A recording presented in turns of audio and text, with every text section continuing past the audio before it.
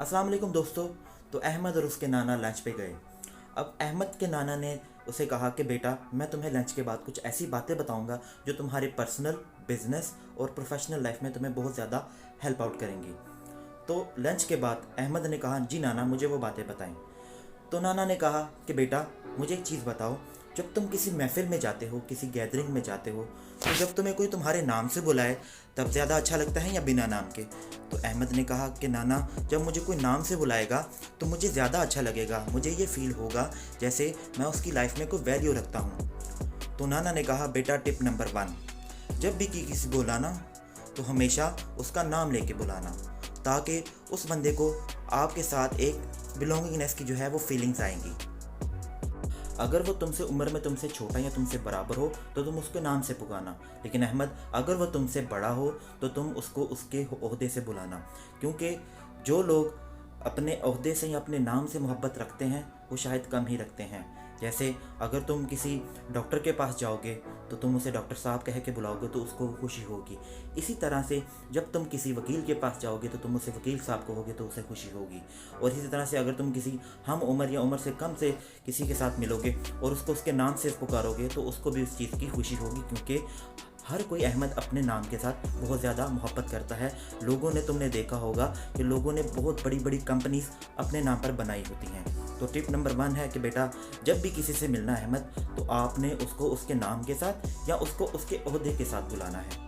तो नाना ने कहा, बेटा अब मुझे ये बताओ कि तुम किसी अपने बड़े अजीज़ के साथ या तुम किसी के साथ भी बात कर रहे हो, तुम्हारी फैमिली हो सकती है, तुम्हारे दोस्त हो सकते हैं, कोई भी, और अगर वो तुम्हारी बातों को गौर से ना सुने तो तुम्हें कैसा लगेगा? अहमद ने कहा कि नाना, मुझे तो बहुत बुरा लगेगा। तो नाना ने कहा, बेटा टिप नंबर 2, जब भी किसी से मिलो तो बातें करते वक्त अगले बंदे की बात को ध्यान से सुनो, एक एक बात को सुनो, और जब तक वो अपनी बात पूरी ना कर ले आगे से बात ना करो। और अगर कोई बात करने से हिचकिचा रहा हो, हेजिटेट हो रहा हो, तो उससे क्वेश्चनिंग करो, उससे इस तरह के सवालात करो कि उसको भी बात करने का और उसको अपनी बात को मुकम्मल करने का मौका मिले। तुमने अक्सर देखा होगा कि इंटरव्यूज़ में काफ़ी ज़्यादा लंबा इसीलिए चलता है इंटरव्यू, क्योंकि उसमें एंकर भी और जो मेज़बान होता है वो एक दूसरे से सवाल जवाब करते हैं, जिसकी वजह से जो कम्युनिकेशन है वो बेहतर रहती है और लॉन्ग टर्म चलती है। तो बेटा टिप नंबर 2, ऑलवेज लिसन। जब भी किसी से बात करो तो हमेशा उसकी बात को सारा सुनो, पूरा सुनो, ताकि उसे भी इस चीज़ की रियलाइजेशन हो कि अगला बंदा मेरी बात सुन रहा है और वो आपकी बात भी पूरी सुनेगा और आपको बात करने का मौका भी देगा। तो नाना ने कहा कि बेटा, अब मुझे ये बताओ कि जब तुम किसी से मिलने जाते हो तो तुम क्या उम्मीद लेकर जाते हो? तो अहमद ने कहा कि नाना, मैं ये चाहता हूँ कि जब मैं किसी दूसरे शख्स से मिलूँ, किसी से भी मिलूँ, तो वो मेरी बात सुने और मेरे मतलब की बात करे। चाहे मैं कोई बिज़नेस डील लेके जा रहा हूँ, चाहे मैं कोई दोस्त से मिलने जा रहा हूँ, अगर वो मेरे मतलब की बात नहीं करेगा तो मुझे तो अच्छा नहीं लगेगा।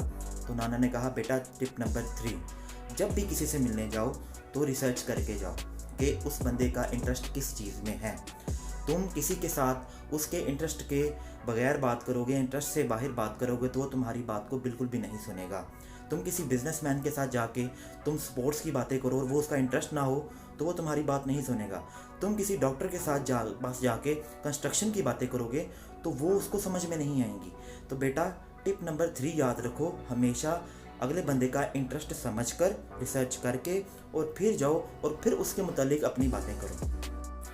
तो नाना ने कहा, अहमद मुझे एक चीज़ बताओ कि तुम सबसे ज़्यादा किसको पसंद करते हो, किससे मोहब्बत करते हो? तो अहमद ने कहा, नाना मैं अपनी फैमिली से सबसे ज़्यादा मोहब्बत करता हूँ, तो सबसे ज़्यादा पसंद करता हूँ और उनसे ही सबसे ज़्यादा मिलता हूँ। तो नाना ने कहा कि अहमद ऐसा क्यों है?